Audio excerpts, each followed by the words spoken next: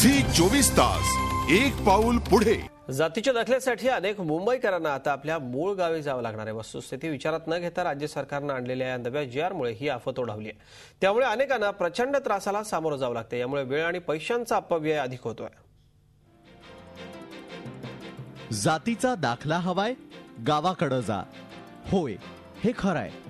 राज्य सरकारच्या सामाजिक न्याय विभागाच्या नव्या अधिसूचनेनुसार आता मुंबईकरांना जातीच्या दाखल्यासाठी गाव गाठावं लागणार आहे। अधिसूचनेमध्ये प्रत्येक जातीनुसार संबंधित तारखा जाहीर करण्यात आलेल्या असून या तारखेला वाढ वडील किंवा नातेवाईक जिथं स्थायिक होते त्याच ठिकाणी जातीच्या प्रमाणपत्रासाठी अर्ज करता येणार आहे।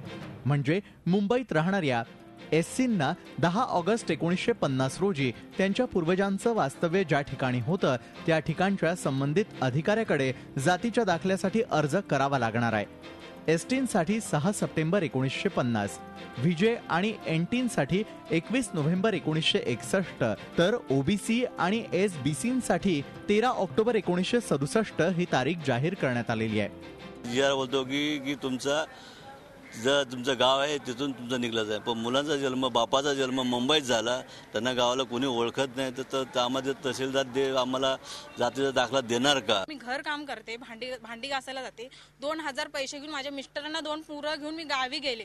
गावी जाऊन 50चा पुरावा सुद्धा आणला 3 दिवसामध्ये। ते आणून दिल्यावर सुद्धा हे लोक नाटकं करायला लागलेत, अजून पण नाही मिळालं आम्हाला। त्या टेन्शनमुळे माझ्या मिस्टरने रॉकेल सुद्धा वतून घेतली। योग्य पुरावे देऊनही 2-2 वर्ष जातीचे दाखले मिळत नसल्याची तक्रार असतानाच दाखल्यासाठी पुन्हा गावाची वाट धरावी लागणार असल्यानं मुंबईकरांनी आपल्या संतप्त भावना व्यक्त केल्या। आता मला 2 वर्ष इथे आतापर्यंत थांबवलं आणि आज मला सांगितलं की हा काम होणार नाही। हां, किती वेळा फेरा झाला तुमच्या? माझी कमीत कमी नाही तर 50 वेळा झाले असेल साहेब। खरंच काय शासनाने आम्हाला त्रास देण्याचा विचार केलाय का? हा मागासवर्गीयांसाठी प्रत्येक वेळेला हा आम्ही येतोय, जवळजवळ 22 वेळा आलो असेल। 10 महिने झाले, जर जातीचा दाखला मिळत नाही तर तुम्ही करता काय? 13,900 तुमच्याकडे पेंडिंग जातीचे दाखले आहेत, तर मग करता काय तुम्ही? एवढे दिवस नुसते झोपून काढून आम्हाला पण असा त्रास देऊन आता सांगता की तुम्ही गावाला काढा। मग तुमचं प्रशासन काय करतं इथे?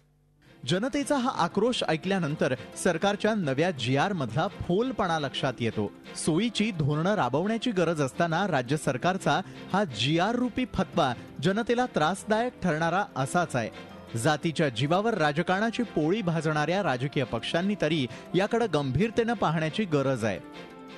मंत्रालयाच्या एसी रूम मध्ये बसून असा जीआर काढणाऱ्यांना ग्राउंड रियालिटी समजणार तरी कधी, असा प्रश्न आहे। झी 24 ताससाठी व्हिडिओ जर्नलिस्ट विद्याधर शिर्केसह कृष्णात पाटील, मुंबई। झी 24 तास एक पाऊल पुढे।